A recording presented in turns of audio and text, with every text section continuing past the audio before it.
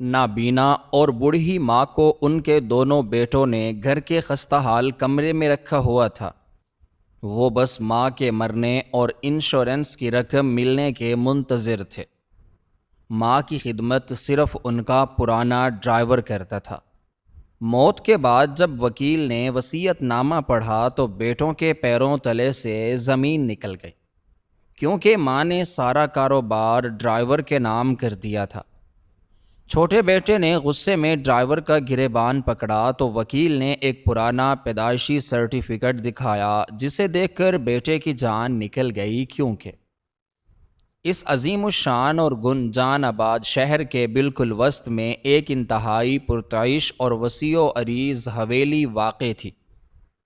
جس کی اونچی اور مضبوط دیواریں باہر سے دیکھنے والوں کو کسی قدیم اور قابل تسخیر قلعے کا منظر پیش کرتی تھیں۔ اس حویلی کی ظاہری شان و شوکت اور اس کی بے پناہ خوبصورتی دیکھ کر ہر گزرنے والے انسان کی آنکھیں خیرہ ہو جاتی تھیں، اور لوگ اس حویلی میں رہنے والوں کی خوش قسمتی پر بے تحاشا رشک کیا کرتے تھے۔ لیکن ان اونچی اور چمکدار دیواروں کے پیچھے ایک ایسی انتہائی خوفناک، تاریک اور دل دہلا دینے والی حقیقت چھپی ہوئی تھی،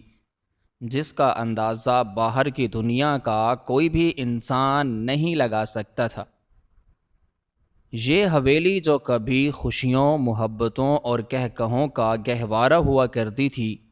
اب ایک انتہائی پر اسرار اور خاموش قبرستان کا روپ دھار چکی تھی، جس کے اندر انسانیت، ہمدردی اور رشتوں کا تقدس مکمل طور پر دفن ہو چکا تھا۔ اس شاندار حویلی کے سب سے شاندار اور ہوادار حصوں میں کاشف اور باسط نامی دو سگے بھائی رہائش پذیر تھے، جو بظاہر تو اس شہر کے انتہائی معزز، پڑھے لکھے اور نامور انسان سمجھے جاتے تھے، لیکن اندر سے ان کے دل دنیا کی سب سے بڑی اور خطرناک بیماری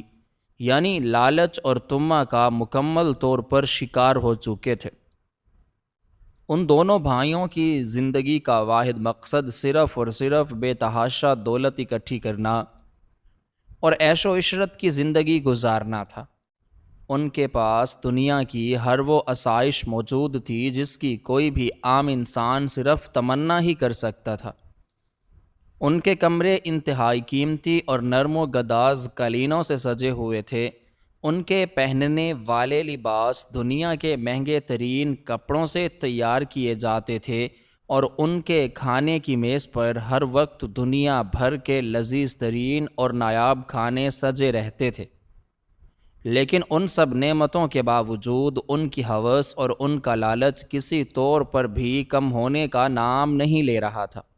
اور ان کی یہ اندھی ہوس انہیں ایک ایسے انتہائی گھناؤنے اور ظالمانہ راستے پر لے آئی تھی، جہاں انہیں اپنے سگے خون اور اپنی سگی ماں کی تکالیف بھی بالکل نظر نہیں آ رہی تھیں۔ اسی انتہائی شاندار اور پرتعیش حویلی کے سب سے پچھلے حصے میں ایک انتہائی تاریک، خستحال اور ویران کمرہ موجود تھا، جو حویلی کے باقی تمام حصوں سے بالکل الگ تلگ تھا۔ یہ کمرہ اتنا پرانا اور اتنا بوسیدہ ہو چکا تھا کہ اس کی دیواروں سے رنگ اتر کر زمین پر گر رہا تھا، اور ان دیواروں میں پڑنے والی گہری دراڑیں کسی بھیانک انجام کی خاموش گواہی دے رہی تھی۔ اس کمرے میں نہ تو سورج کی کوئی روشنی داخل ہوتی تھی اور نہ ہی تازہ ہوا کا کوئی گزر تھا۔ پورے کمرے میں ایک عجیب سی سیلن پرانی ادویات اور بیماری کی ایک ایسی ناگوار اور دل خراش بو پھیلی ہوئی تھی، جو کسی بھی صحت مند انسان کو چند لمحوں میں بیمار کرنے کے لیے کافی تھی۔ اور اسی تاریک اور خوفناک کمرے کی ایک انتہائی پرانی اور ٹوٹی ہوئی چارپائی پر ایک انتہائی ضعیف، کمزور اور بیمار عورت پڑی ہوئی تھی، جس کا نام سلمیٰ تھا۔ سلمیٰ جو کبھی اس پوری شاندار حویلی کی مالکن ہوا کرتی تھی، جس کے ایک اشارے پر حویلی کے تمام کام ہوا کرتے تھے، اور جس کی خوبصورتی اور وقار کی مثالیں پورے شہر میں دی جاتی تھیں،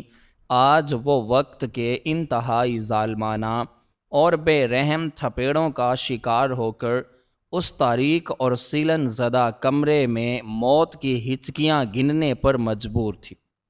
وقت نے اور بیماریوں نے اس کے جسم کی ساری طاقت اور اس کی ساری خوبصورتی مکمل طور پر چھین لی تھی،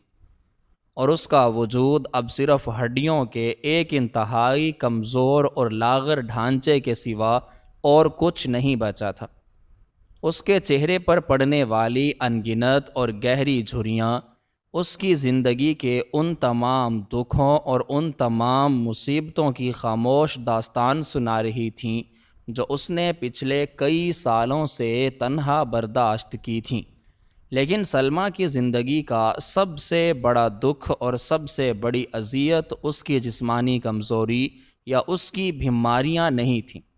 بلکہ اس کا سب سے بڑا کرب اس کی وہ بینائی تھی جو کئی سال پہلے ایک نامعلوم اور خوفناک بیماری کی وجہ سے ہمیشہ ہمیشہ کے لیے اس کا ساتھ چھوڑ چکی تھی۔ سلمیٰ کی وہ خوبصورت آنکھیں جن میں کبھی دنیا کے تمام رنگ بسا کرتے تھے، اب مکمل طور پر بے نور ہو چکی تھیں، اور اس کی دنیا ایک ایسے انتہائی تاریک اور طویل اندھیرے میں ڈوب چکی تھی جس کی کوئی صبح نہیں تھی۔ سلمیٰ دن رات اسی ٹوٹی ہوئی چارپائی پر پڑی اپنے ماضی کی ان خوبصورت یادوں میں کھوئی رہتی تھی جب کاشف اور باسط چھوٹے بچے ہوا کرتے تھے اور وہ انہیں اپنے ہاتھوں سے نوالے بنا کر کھلایا کرتی تھی۔ اس نے اپنی ان دونوں اولادوں کی پرورش کے لیے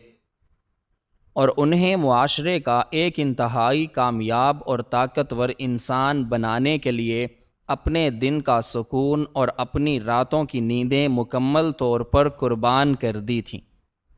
اس نے اپنی جوانی کی ساری توانائیاں اور اپنی زندگی کا سارا سرمایہ ان دونوں بھائیوں کے روشن مستقبل کے لیے لٹا دیا تھا، لیکن آج جب وہ خود اپنی زندگی کے سب سے مشکل، سب سے تاریک اور سب سے بے بس موڑ پر کھڑی تھی اور اسے اپنی اولاد کے سہارے اور ان کی محبت کی سب سے زیادہ ضرورت تھی، تو ان دونوں بھائیوں نے انتہائی سفاکی، بے حسی اور درندگی کا مظاہرہ کرتے ہوئے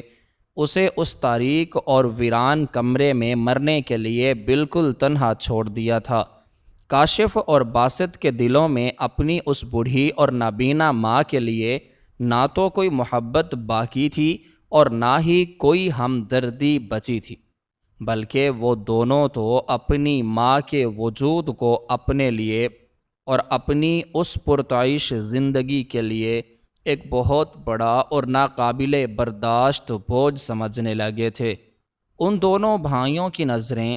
صرف اور صرف سلمیٰ کی اس بے تحاشا دولت،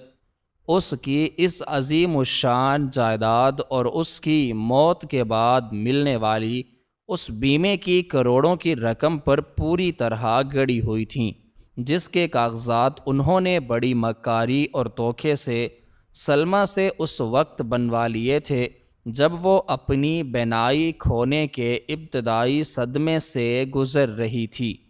وہ دونوں بھائی دن رات صرف اسی بے قراری اور اسی بے چینی کے ساتھ اس دن کا انتہائی بے صبری سے انتظار کر رہے تھے کہ کب ان کی یہ بیمار اور لاچار ماں اپنی آخری سانس لے اور کب وہ اس بیمے کی کروڑوں کی رقم اور اس ساری جائیداد کے مکمل اور تنے تنہا مالک بن جائیں۔ ان کی یہ شیطانی اور ظالمانہ سوچ اس قدر پختہ ہو چکی تھی کہ وہ سلمیٰ کے علاج معالجے اور اس کی ادویات پر ایک پیسہ بھی خرچ کرنے کے لیے بالکل تیار نہیں تھے۔ ان کا ماننا تھا کہ جو عورت موت کے اتنے قریب پہنچ چکی ہے اس پر پیسے برباد کرنا ایک انتہائی حماقت اور بے وقوفی ہے۔ اس لیے انہوں نے سلمیٰ کو اس ویران کمرے میں قید کر کے اس کا باہر کی دنیا سے مکمل طور پر ہر رشتہ اور ہر رابطہ کاٹ دیا تھا۔ کوئی بھی رشتہ دار یا جاننے والا جب سلمیٰ کی عیادت کے لیے اس حویلی میں آتا تو وہ دونوں بھائی انتہائی مکاری اور جھوٹ کا سہارا لیتے ہوئے انہیں یہ کہہ کر واپس بھیج دیتے کہ ان کی ماں انتہائی شدید اور متعدی بیماری کا شکار ہے، اور معالجین نے کسی کو بھی اس کے کمرے میں جانے سے سختی سے منع کیا ہے۔ اس طرح سلمیٰ اس بھری پوری اور شاندار حویلی میں رہتے ہوئے بھی دنیا کی سب سے زیادہ تنہا، سب سے زیادہ بے بس اور سب سے زیادہ مظلوم عورت بن چکی تھی، جس کے کان ہر وقت کسی جانی پہچانی اور محبت بھری آواز سننے کے لیے شدت سے ترستے رہتے تھے، لیکن اس تاریک کمرے کے اس بھیانک اور خوفناک سناٹے کو توڑنے والا کوئی نہیں تھا، سوائے ان دردناک اور کربناک سسکیوں کے جو سلمیٰ کے اپنے ہی کمزور اور سوکھے ہوئے ہونٹوں سے نکلتی تھیں۔ سلمیٰ کی یہ حالت اس قدر زیادہ دل خراش اور رلا دینے والی تھی کہ اگر کوئی پتھر دل انسان بھی اسے اس حالت میں دیکھ لیتا تو وہ بھی خون کے آنسو رونے پر مجبور ہو جاتا، لیکن ان دونوں بھائیوں کے دل پتھروں سے بھی زیادہ سخت اور کالے ہو چکے تھے۔ وہ سلمیٰ کے کمرے کے پاس سے بھی نہیں گزرتے تھے، اور اگر کبھی غلطی سے انہیں اس طرف آنا بھی پڑتا تو وہ اپنے نتنوں پر رومال رکھ کر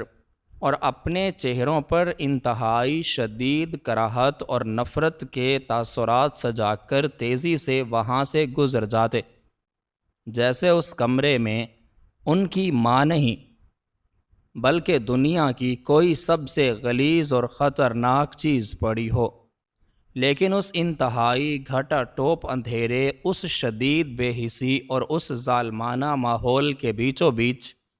ایک انتہائی پر اسرار اور نامعلوم سی روشنی کی کرن بھی موجود تھی، جو سلمیٰ کی اس بجھتی ہوئی زندگی کو ایک عجیب سا اور ناقابل فہم سہارا دیے ہوئے تھی،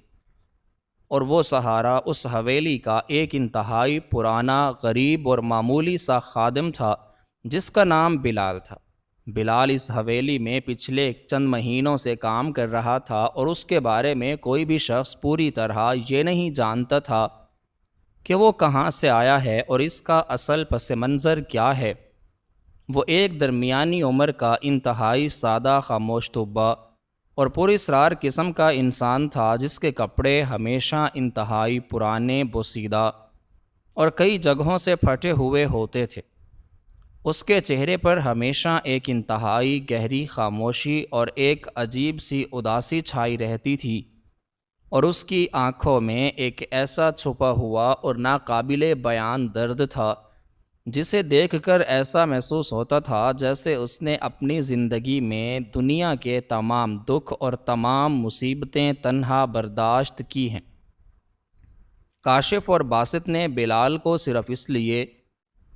اس حویلی میں نوکری پر رکھا تھا کیونکہ وہ انتہائی معمولی اور نہ ہونے کے برابر پیسوں پر کام کرنے کے لیے تیار ہو گیا تھا، اور ان دونوں بھائیوں کو اپنی اس بیمار اور نابینا ماں کی وہ غلیظ اور تکلیف دہ خدمت خود نہیں کرنی پڑتی تھی۔ بلال کا وجود اس پوری حویلی میں ایک سائے کی طرح تھا جو خاموشی سے اپنے کام میں مگن رہتا اور کسی سے کوئی غیر ضروری بات نہیں کرتا تھا، لیکن بلال کا سلمیٰ کے ساتھ رویہ اور اس کی خدمت کا انداز اتنا زیادہ عجیب، اتنا پر اسرار اور اتنا حیران کن تھا کہ جو بھی اسے دیکھتا وہ ایک انتہائی گہرے تجسس اور شدید الجھن میں مبتلا ہو جاتا۔ بلال دن کا زیادہ تر حصہ اسی خستہ حال اور تاریک کمرے میں سلمیٰ کے پاس گزارتا تھا، وہ کمرہ جہاں کاشف اور باسط ایک لمحے کے لیے بھی رکنا پسند نہیں کرتے تھے۔ بلال اسی کمرے کی اس ناگوار بو اور اس حبس میں گھنٹوں بیٹھا رہتا تھا۔ اس کی خدمت میں ایک ایسا عجیب سا جذبہ، ایک ایسی بے پناہ عقیدت اور ایک ایسا گہرا درد چھپا ہوا تھا جو کسی بھی عام خادم یا ملازم کے بس کی بات ہرگز نہیں تھی۔ وہ صبح سویرے سب سے پہلے اٹھ کر انتہائی خاموشی سے سلمیٰ کے کمرے میں داخل ہوتا، اس کے کمرے کی ان ٹوٹی ہوئی اور گندی دیواروں کو اور اس بوسیدہ فرش کو اپنے ہاتھوں سے انتہائی محنت اور لگن سے صاف کرتا۔ وہ سلمہ کے ان پرانے اور میلے کپڑوں کو انتہائی احتیاط اور نرمی سے تبدیل کرتا، اور پھر اس کے ان بکھرے ہوئے اور سفید بالوں میں گھنٹوں انتہائی نرمی اور محبت سے کنگھی کرتا رہتا۔ سلمہ، جو بینائی نہ ہونے کی وجہ سے بلال کا چہرہ تو نہیں دیکھ سکتی تھی، لیکن وہ بلال کے ان کھردرے مگر انتہائی شفیق ہاتھوں کے اس لمس کو بخوبی محسوس کر سکتی تھی جو اسے اس کے اپنے بیٹوں نے کبھی نہیں دیا تھا۔ جب بلال سلمہ کو اپنے ہاتھوں سے کھانا کھلاتا تو اس کا انداز اتنا زیادہ محتاط اور اتنا زیادہ درد بھرا ہوتا جیسے وہ کسی انتہائی نازک اور قیمتی شیشے کے برتن کو سنبھال رہا ہو۔ وہ سلمہ کے منہ میں لقمہ ڈالتے وقت مسلسل اس کے اس جھریوں بھرے اور زرد چہرے کو ایک ایسی عجیب اور پرنم نظروں سے دیکھتا رہتا جس میں ہزاروں چھپے ہوئے راز اور ان گنت ان کہی کہانیاں دفن تھیں۔ سلمہ کئی بار روتے ہوئے بلال سے پوچھتی کہ وہ کون ہے اور وہ اس غریب اور مرنے والی ضعیف عورت کی اتنی خدمت کیوں کر رہا ہے، تو بلال ہمیشہ اپنے آنسوؤں کو چھپاتے ہوئے اپنی آواز کو انتہائی مدھم اور بھاری کر کے صرف اتنا کہتا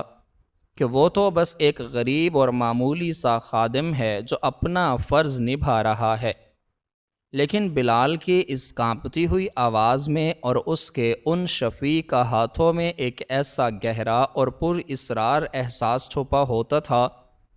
جو سلمہ کے دل کی ان تاریک اور ویران گہرائیوں میں ایک عجیب سی ہلچل اور ایک نامعلوم سی بے قراری پیدا کر دیتا تھا۔ سلمہ کو ایسا محسوس ہوتا تھا جیسے وہ اس خادم کو برسوں سے جانتی ہے، جیسے اس کا اور اس غریب انسان کا کوئی انتہائی گہرا اور خونی رشتہ ہے جو اس وقت اس کمرے کی ان تاریک دیواروں کے درمیان چھپا ہوا ہے، لیکن وہ اپنی نابینا آنکھوں اور اپنی انتہائی کمزور یادداشت کی وجہ سے اس گہرے راز کی تہ تک پہنچنے میں مکمل طور پر ناکام رہتی تھی۔ بلال رات کے اس انتہائی خوفناک اور طویل پہر میں جب پوری حویلی گہری نیند کے آغوش میں ہوتی تھی، وہ جاگ کر سلمہ کے ان کمزور اور سوجے ہوئے پیروں کو اپنے ہاتھوں سے گھنٹوں دباتا رہتا تھا۔ سلمہ کی تکلیف اور درد کی وجہ سے نکلنے والی ہر آہ پر بلال کی اپنی آنکھوں سے آنسوؤں کی جھڑیاں لگ جاتیں اور وہ اپنا چہرہ اندھیرے میں چھپا کر زاروں قطار رونے لگتا تھا۔ اس کا یہ رونا اور اس کا یہ درد اس بات کا انتہائی واضح ثبوت تھا کہ وہ کوئی عام خادم یا نوکر ہرگز نہیں ہے، اور اس کا اس حویلی میں یوں اچانک آنا اور اس نابینا اور بیمار عورت کی اتنی عقیدت سے خدمت کرنا کسی بہت بڑے اور انتہائی ہولناک راز کا پیش خیمہ ہے جو کسی بھی وقت ایک خوفناک طوفان کی طرح پھٹ کر سب کچھ تباہ کرنے والا ہے۔ لیکن کاشف اور باسط کو بلال کی اس پر اسرار عقیدت اور اس کے اس عجیب رویے سے کوئی غرض نہیں تھی۔ وہ تو صرف اس بات پر خوش تھے کہ انہیں اپنی ماں کی کوئی فکر نہیں کرنی پڑتی۔ لیکن ان دونوں بھائیوں کا بلال کے ساتھ رویہ اس قدر ظالمانہ، اس قدر حقارت آمیز اور اس قدر غیر انسانی تھا کہ کوئی بھی باشعور انسان اسے ایک دن بھی برداشت نہ کر سکے۔ وہ دونوں بھائی دن میں کئی بار محض اپنا غصہ نکالنے اور اپنا رعب جمانے کے لیے سلمہ کے اس تاریک کمرے کے دروازے پر آ کر کھڑے ہو جاتے اور انتہائی تکبر اور رعونت کے ساتھ بلال کو زور زور سے آوازیں دیتے۔ جب بلال دوڑتا ہوا ان کے سامنے آتا تو وہ اس کے پرانے اور پھٹے ہوئے کپڑوں کا انتہائی بے دردی سے مذاق اڑاتے۔ وہ اسے انتہائی غلیظ اور گندی گالیاں دیتے اور اس کے کردار پر کیچڑ اچھالتے۔ وہ بلال کو طعنے دیتے کہ ان کے دیے ہوئے ٹکڑوں پر پلنے والا ایک انتہائی حقیر اور ذلیل کتا ہے جس کی ان کے سامنے کوئی اوقات نہیں ہے۔ کاشف تو بسا اوقات اپنے غصے اور اپنے تکبر میں اس قدر اندھا ہو جاتا کہ وہ بلال پر ہاتھ اٹھانے اور اسے ٹھوکریں مارنے سے بھی دریغ نہیں کرتا تھا۔ وہ بلال کے چہرے پر انتہائی حقارت سے پانی پھینک دیتا اور اسے زمین پر گرا کر اس کی بے بسی پر کہے لگاتا۔ باسط بھی اپنے بھائی کے اس ظالمانہ اور وحشیانہ عمل میں اس کا پورا ساتھ دیتا اور بلال کو دھمکیاں دیتا کہ اگر اس نے ذرا سی بھی کوتاہی کی تو وہ اسے جان سے مار کر کسی گٹر میں پھینک دے گا۔ ان دونوں بھائیوں کا یہ ظلم اور یہ بربریت دیکھ کر سلمیٰ اپنی ٹوٹی ہوئی چارپائی پر تڑپ کر رہ جاتی اور اپنے بیٹوں کی اس درندگی پر دھاڑیں مار مار کر رونے لگتی۔ وہ اپنے کمزور اور کانپتے ہوئے ہاتھ جوڑ کر کاشف اور باسط کی منتیں کرتیں کہ وہ اس غریب اور بے بس انسان پر ظلم نہ کریں، اور اگر انہیں کوئی غصہ ہے تو وہ اس سے مار لیں، لیکن ان ظالم اور سفاک بھائیوں پر اپنی ماں کے ان آنسوؤں کا اور ان التجاؤں کا کوئی معمولی سا بھی اثر نہیں ہوتا تھا۔ وہ سلمیٰ کی ان باتوں کو سن کر انتہائی شاطرانہ اور زہریلی ہنسی ہنستے اور بلال کو مزید گالیاں اور دھمکیاں دیتے ہوئے وہاں سے چلے جاتے۔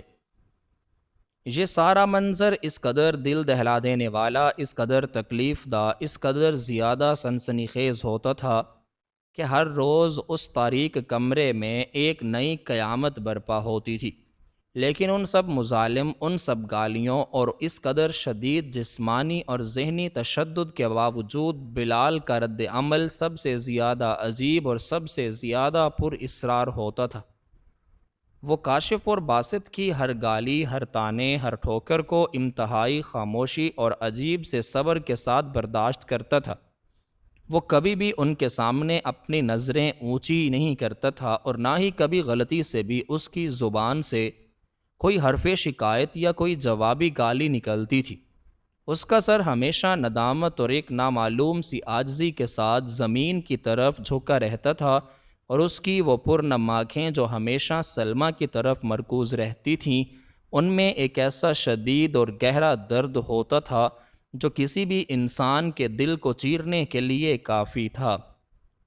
وہ ان دونوں ظالم بھائیوں کی تمام تر زیادتیاں اور ان کا سارا تشدد سہنے کے بعد بھی جب وہ کمرے سے چلے جاتے تو وہ بغیر کوئی آنسو بہائے اور بغیر کوئی آہ بھرے دوبارہ سے انتہائی عقیدت اور محبت کے ساتھ سلمیٰ کی ٹوٹی ہوئی چارپائی کے پاس جا کر بیٹھ جاتا اور اپنے ان کھردرے اور زخمی ہاتھوں سے اس کے پیر دبانا شروع کر دیتا۔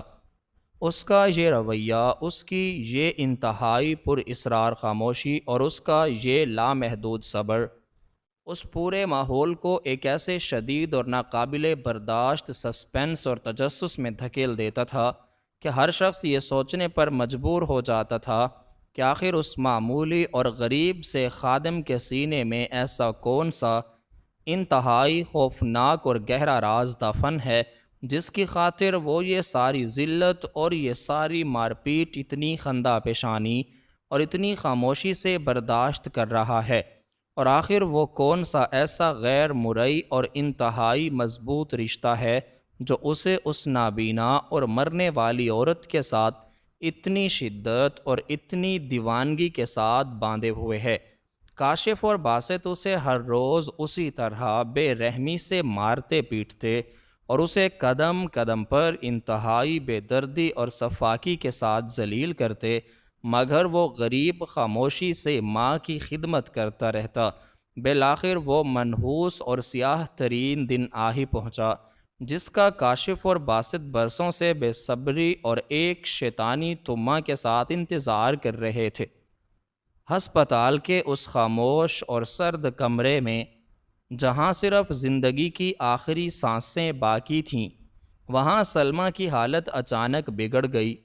اور وہ اس بے حس دنیا کو ہمیشہ کے لیے خیر باد کہہ کر خالق حقیقی سے جا ملی۔ ہسپتال کے اس پرتعیش کمرے میں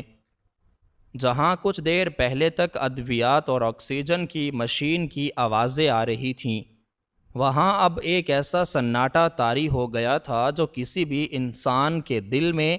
خوف اور دہشت پیدا کرنے کے لیے کافی تھا۔ کاشف اور باسط جو اپنی ماں کی صحت اور اس کی تکلیف کے لیے کبھی بھی ایک لمحے کے لیے بھی فکر مند نہیں تھے، وہ اپنی قیمتی ترین گاڑیوں میں ہسپتال پہنچ چکے تھے،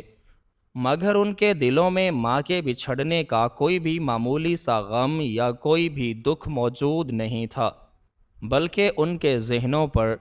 صرف اور صرف اس کی جائیداد، اس کے بینک بیلنس اور اس کے بیمے کی بھاری بھرکم رقم کے حصول کا سودا سوار تھا۔ وہ اس انتظار میں تھے کہ کب ان کی یہ بیمار ماں اس دنیا سے رخصت ہو۔ ان کی نظریں سب سے پہلے بستر کے قریب موجود الماریوں اور وہاں رکھی ہوئی فائل پر مرکوز ہوئیں، کیونکہ انہیں اس بات کا بخوبی علم تھا کہ اس وقت ان کی دولت کا اصل ذریعہ وہ وصیت نامہ تھا جو انہوں نے اپنی ماں کی بینائی اور اس کی بے بسی کا فائدہ اٹھا کر انتہائی مکاری اور ہوشیاری کے ساتھ تیار کروایا تھا، اور انہیں اس بات کا پورا یقین تھا کہ اس وصیت نامے کے اندر صرف اور صرف ان کا ہی نام درج ہوگا۔ ہسپتال کے اس کمرے میں بلال بھی موجود تھا، جو سلمیٰ کے سرہانے ایک کونے میں سر جھکائے ہوئے کھڑا تھا۔ اس کے چہرے پر ایک ایسی گہری اداسی اور ایک ایسا دکھ تھا جو دیکھنے والے کو بھی اپنی گرفت میں لے لیتا تھا۔ اس کی آنکھیں سرخ ہو رہی تھیں اور وہ مسلسل آہستہ آہستہ کچھ بڑبڑا رہا تھا، جیسے وہ کسی کو الوداع کہہ رہا ہو۔ کاشف نے بلال کو وہاں کھڑے ہوئے دیکھا تو اس کے ماتھے پر غصے کی لکیریں ابھر آئیں، اور اس نے حقارت سے بلال کی طرف دیکھتے ہوئے اسے وہاں سے نکلنے کا حکم دیا، مگر بلال اپنی جگہ سے ذرا سا بھی نہیں ہلا،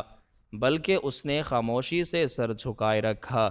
کاشف اور باسط کو اس بات پر بہت غصہ آ رہا تھا کہ ایک معمولی اور حقیر خادم ان کی اجازت کے بغیر ان کے پاس موجود ہے، مگر وہ اس وقت کسی تماشے سے بچنا چاہتے تھے، اس لیے انہوں نے بلال کو نظر انداز کر دیا اور اپنے وکیل وقار کو کال ملانے لگے۔ چند ہی گھنٹوں کے اندر وکیل وقار ہسپتال پہنچ گیا۔ وہ اپنے ساتھ ایک بھاری بریف کیس لے آئے ہوئے تھا، جس کے اندر ان کی پوری دنیا یعنی جائیداد کی دستاویزات موجود تھیں۔ کاشف اور باسط نے ہسپتال کے کمرے میں موجود کرسیاں سنبھالیں اور وکیل کو وصیت نامہ پڑھنے کا اشارہ کیا۔ ان کے چہروں پر ایک عجیب سی فاتحانہ مسکراہٹ تھی، اور وہ اپنی مصنوعی اداسی کو ظاہر کرنے کی کوشش کر رہے تھے تاکہ وہاں موجود دوسرے لوگ یہ سمجھ سکیں کہ وہ اپنی ماں کے انتقال پر غمگین ہیں۔ وکیل وقار نے انتہائی سنجیدگی کے ساتھ اپنے بریف کیس سے کاغذات نکالے۔ وہ بہت ہی دھیمے لہجے میں بات کر رہا تھا، جس سے کمرے کا ماحول مزید پر اسرار ہوتا جا رہا تھا۔ وکیل نے جب وصیت نامہ پڑھنا شروع کیا تو کمرے میں موجود ہر انسان کی سانسیں تھم گئیں۔ وکیل کی آواز میں ایک ایسی کشش تھی جو سب کو اپنی طرف متوجہ کر رہی تھی۔ کاشف اور باسط نے اپنی کرسیوں کو تھوڑا اور آگے کر لیا تاکہ وہ ہر ایک لفظ کو غور سے سن سکیں، اور جیسے ہی وکیل نے جائیداد کے بارے میں پڑھنا شروع کیا تو دونوں بھائیوں کے چہرے پر ایک عجیب سی خوشی کی لہر دوڑ گئی، کیونکہ انہیں لگا کہ اب سب کچھ ان کے نام ہونے والا ہے۔ مگر وکیل وقار کی آواز میں ایک ایسا ٹھہراؤ تھا جس نے اچانک اس خوشی کو ایک بڑے جھٹکے میں بدل دیا۔ وکیل نے جب یہ اعلان کیا کہ سلمیٰ نے اپنی تمام تر جائیداد، بینک بیلنس اور اس شاندار حویلی کا وارث کسی اور کو بنا دیا ہے تو کمرے میں ایک دم سے خاموشی چھا گئی۔ کاشف نے اپنے غصے پر قابو پاتے ہوئے میز پر زور سے ہاتھ مارا اور وکیل کو دھمکی دی کہ وہ کسی اور کے ساتھ مذاق کر رہا ہے، کیونکہ یہ سب کچھ ان کا ہے اور کوئی بھی طاقت ان سے ان کا حق نہیں چھین سکتی۔ باسط جو اب تک خاموش تھا وہ بھی غصے سے اپنی جگہ سے اٹھ کھڑا ہوا اور اس نے وکیل کے ہاتھ سے وہ کاغذات چھیننے کی کوشش کی۔ وکیل وقار بہت پرسکون تھا۔ اس نے اپنی اینک درست کی اور بڑی نرمی اور سنجیدگی سے جواب دیا کہ یہ سلمیٰ کی آخری اور اٹل خواہش ہے اور قانونی طور پر اب اس جائیداد پر ان دونوں کا کوئی بھی حق نہیں ہے۔ یہ سن کر کاشف اور باسط کی آنکھیں غصے اور انتقام کی آگ سے سرخ ہو گئیں اور وہ پاگلوں کی طرح وہاں موجود بلال کی طرف لپکے، جو اس وقت بھی کمرے کے ایک تاریک کونے میں خاموشی سے کھڑا یہ سارا منظر دیکھ رہا تھا۔ کاشف نے بلال کا گریبان پکڑا اور اسے زور سے دیوار کے ساتھ دھکیلتے ہوئے چیخنے لگا کہ تم نے کیا جادو کیا ہے، یہ سب کتنا بڑا فراڈ ہے اور اس کے پیچھے تمہاری کیا چال ہے۔ مگر بلال نے کاشف کے اس وحشیانہ حملے پر کوئی رد عمل نہیں دیا، بلکہ اس کی آنکھوں میں ایک ایسی گہرائی اور ایک ایسا پراسرار سکون تھا جس نے کاشف کے غصے کو مزید بھڑکا دیا، اور وہ اسے مارنے کے لیے ہاتھ اٹھانے ہی والا تھا کہ وکیل وقار نے اسے روک دیا۔ وکیل وقار نے میز پر موجود اپنے بریف کیس سے ایک اور لفافہ نکالا اور اس میں سے ایک انتہائی پرانا اور وقت کی وجہ سے پیلا پڑا ہوا کاغذ نکالا۔ اس کاغذ کے کناروں کو دیکھ کر ایسا محسوس ہو رہا تھا کہ یہ کئی دہائیوں پرانا ہے اور اس پر کسی اہم واقعے کی گواہی موجود ہے۔ وکیل نے اس کاغذ کو کاشف اور باسط کے سامنے میز پر رکھ دیا اور بڑی معنی خیز اور گہری نظروں سے ان دونوں کی طرف دیکھا۔ کاشف اور باسط کو لگا کہ شاید یہ کوئی جائیداد کی ٹرانسفر کا کاغذ ہے، مگر جیسے ہی باسط کی نظر اس کاغذ پر لکھی ہوئی تحریر اور اس پر موجود مہر پر پڑی تو اس کے ہاتھ سے وہ کاغذ چھوٹ گیا اور وہ میز کے سہارے لڑکھڑانے لگا۔ باسط کے ماتھے پر پسینے کے موٹے موٹے قطرے نمودار ہو گئے اور اس کی آنکھیں حیرت اور خوف کی وجہ سے پھٹی کی پھٹی رہ گئیں۔ اس کی سانسیں اس قدر تیز ہو گئیں کہ کمرے میں صرف اس کے خرخرانے کی آواز سنائی دینے لگی، جو اس خاموش ماحول میں ایک دھماکے جیسی تھی۔ اس کاغذ کو دیکھ کر کاشف کا رنگ بھی مکمل طور پر فک ہو گیا اور اس کے پاؤں زمین میں دھنس گئے جیسے اسے کسی نے جام کر دیا ہو۔ کمرے میں موجود ہر شخص، وہ ڈاکٹرز ہوں یا ہسپتال کا عملہ، اس راز کو جاننے کے لیے بے تاب تھا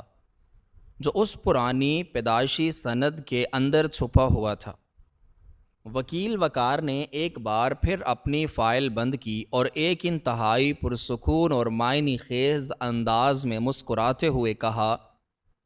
کہ اب وہ وقت آ گیا ہے کہ سب کو حقیقت کا علم ہو جائے، کیونکہ اس کمرے میں موجود ایک انسان کا اس حویلی سے اور اس تمام جائیداد سے وہ رشتہ ہے جو کاشف اور باسط کے وہم و گمان میں بھی نہیں تھا، اور وہ رشتہ ان کی تمام تر امیدوں کو ایک ہی لمحے میں خاک میں ملا دینے کے لیے کافی ہے۔ وکیل وقار نے بڑی نفاست سے میز پر رکھی ہوئی اس پرانی پیدائشی سند کی طرف اشارہ کیا جس پر ایک ایسا نام درج تھا جو اس کمرے کے سارے ماحول کو بدلنے والا تھا۔ کاشف اور باسط اس کاغذ کو دیکھ کر اس طرح سکتے میں تھے جیسے وہ اپنی زندگی کا آخری فیصلہ سن رہے ہوں۔ کمرے کا درجہ حرارت جیسے اچانک کم ہو گیا ہو اور وہاں موجود تمام افراد کی توجہ صرف اور صرف اس چھوٹے سے کاغذ کے ٹکڑے پر تھی جس کے اندر ایک ایسا راز دفن تھا جو ان دونوں بھائیوں کی ساری زندگی کی محنت اور ان کے تمام منصوبوں کو ایک ہی جھٹکے میں ختم کرنے کی طاقت رکھتا تھا۔ بلال جو ابھی تک خاموش کھڑا تھا، اس نے آہستہ سے اپنی نظریں اوپر کیں اور وکیل وقار کی طرف دیکھا،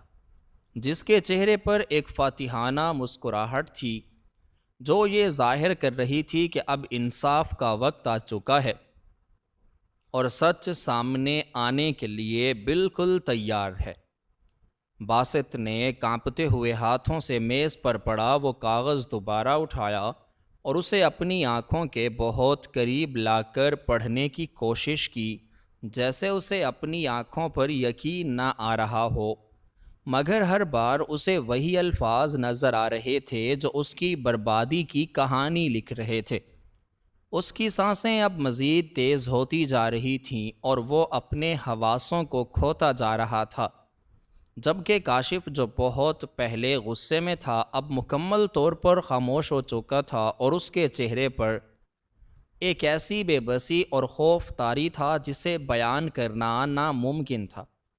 ان کے ارد گرد موجود وہ شاندار ہسپتال اور وہ قیمتی ماحول اب انہیں ایک قید خانے جیسا لگ رہا تھا جہاں سے نکلنے کا کوئی بھی راستہ نہیں تھا، اور وہ اپنے کیے ہوئے اعمال کا حساب دینے کے لیے تیار کھڑے تھے۔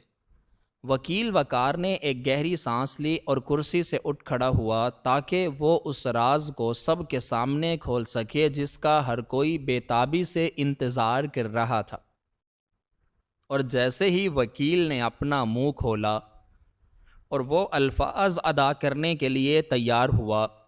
کہ اس پیدائشی سند میں کیا لکھا ہے اور بلال کی اصل حقیقت کیا ہے،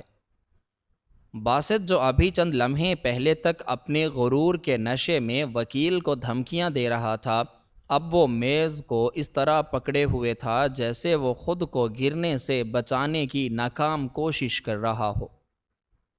اس کی آنکھیں باہر کو نکل آئی تھیں اور اس کا چہرہ سفید پڑ چکا تھا۔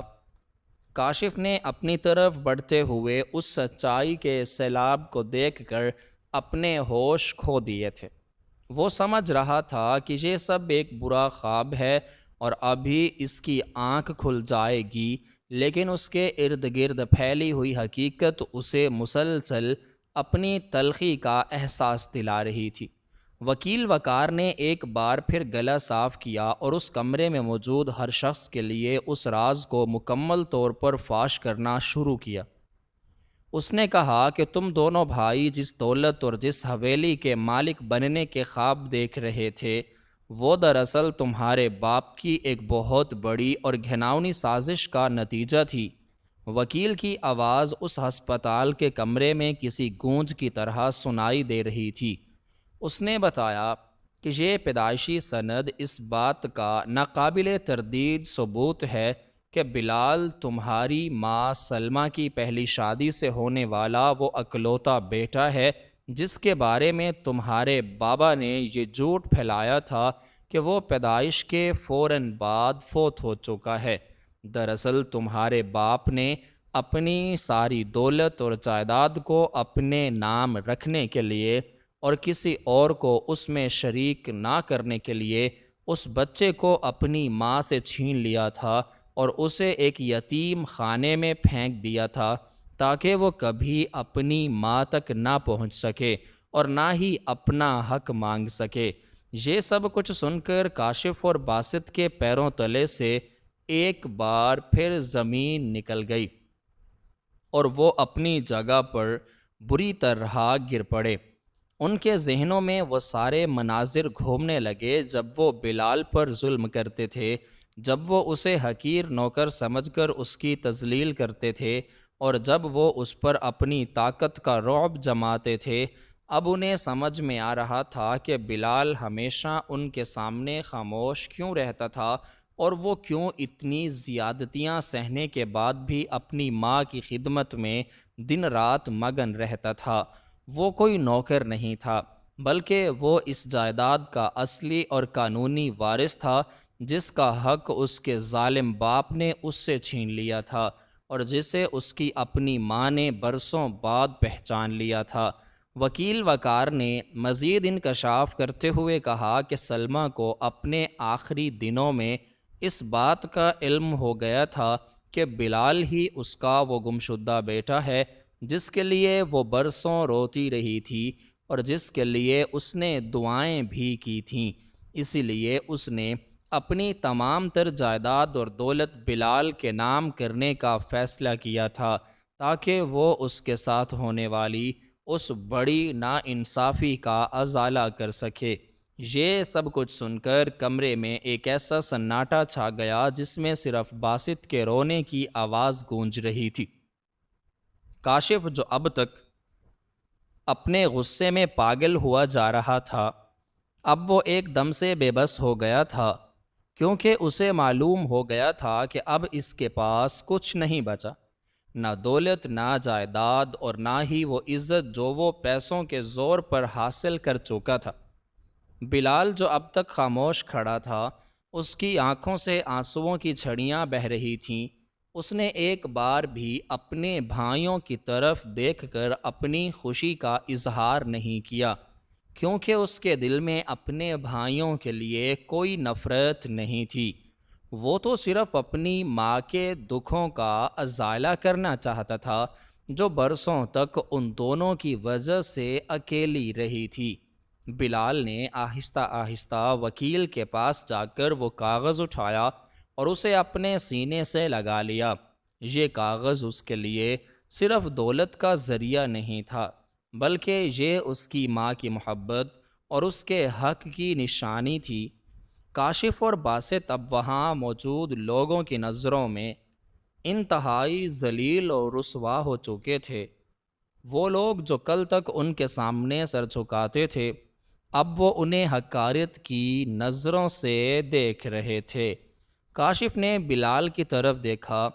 اور اس کے منہ سے ایک ایسی آہ نکلی جس میں شدید ندامت تھی، مگر اب بہت دیر ہو چکی تھی، کیونکہ قدرت اپنا فیصلہ سنا چکی تھی۔ وکیل وقار نے بتایا کہ اس پیدائشی سند کے ساتھ ساتھ اس نے وہ تمام ثبوت بھی عدالت میں جمع کروا دیے ہیں جن سے یہ ثابت ہوتا ہے کہ کاشف اور باسط نے اپنی ماں کو قید کر کے رکھا تھا اور اسے علاج سے محروم رکھا تھا، جس کی وجہ سے وہ آج اس دنیا میں نہیں ہے۔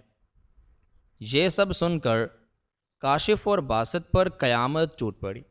کیونکہ اب انہیں جیل کی ہوا کھانی پڑ سکتی تھی۔ وکیل نے مزید کہا کہ قانون کی نظر میں اب یہ حویلی اور تمام کاروبار بلال کی ملکیت ہے۔ کاشف اور باسط کو اس حویلی سے بے دخل کیا جا رہا ہے۔ یہ سب سن کر باسط کے ہوش و حواس مکمل طور پر اڑ گئے اور وہ پاگلوں کی طرح ہنسنے لگا۔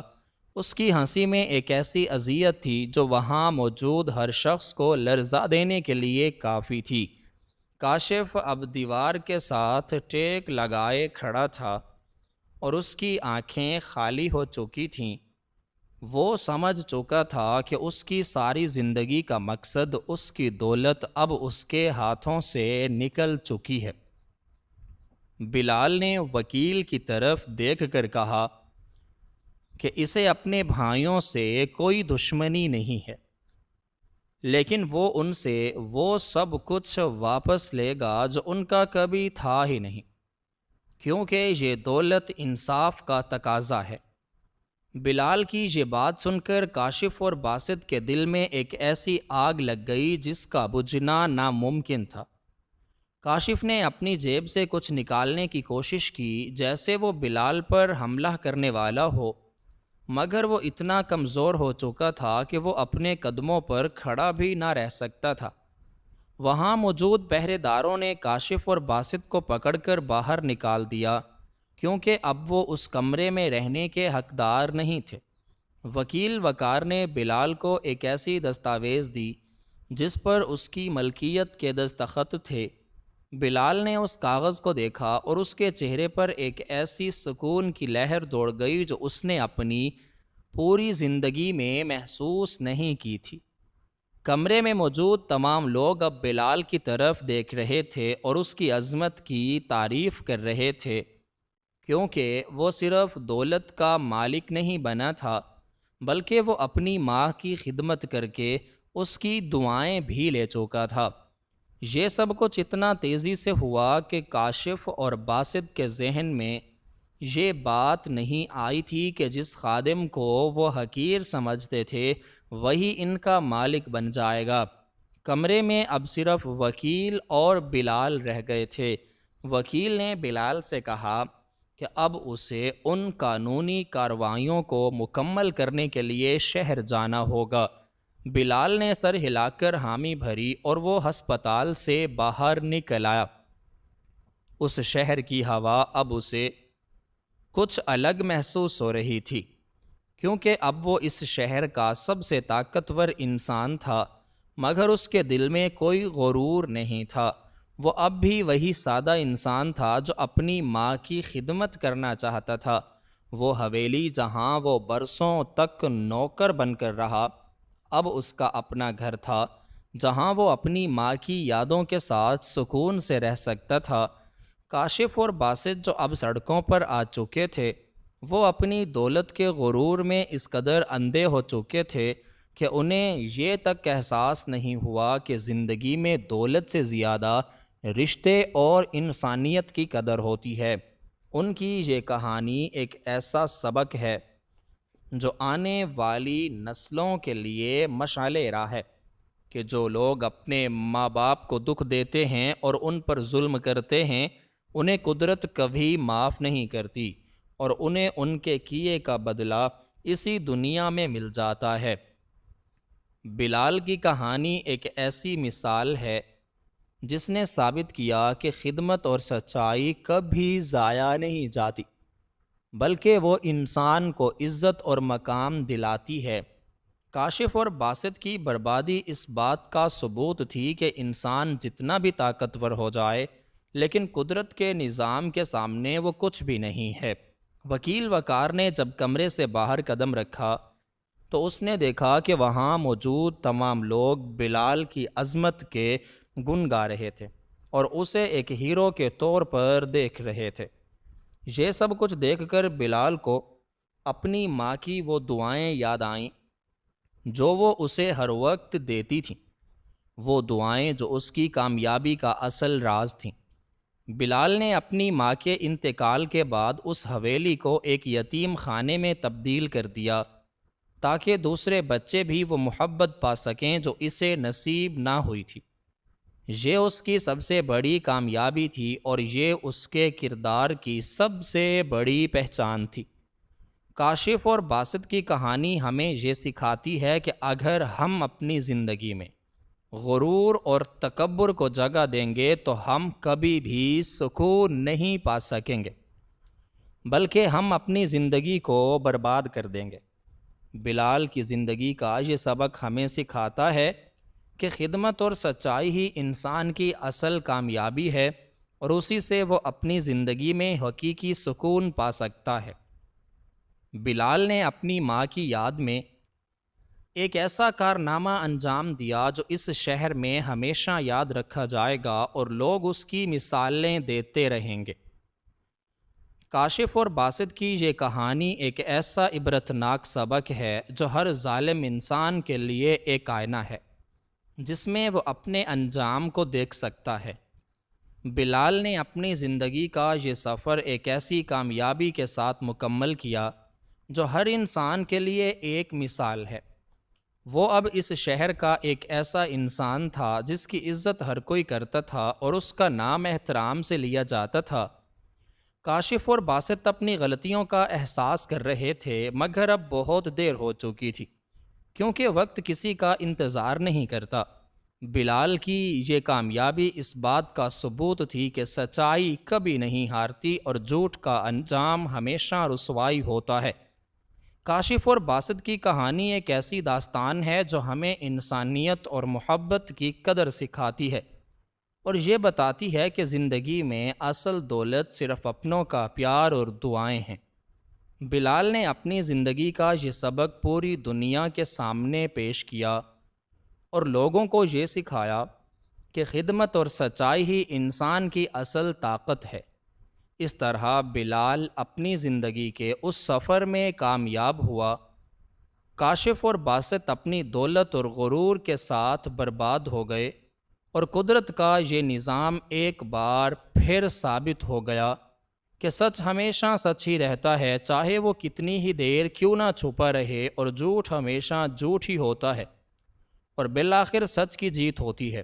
اور جھوٹ کی ہار ہوتی ہے۔ اور یہی اس کہانی کا سب سے بڑا سبق ہے جو ہر انسان کو یاد رکھنا چاہیے،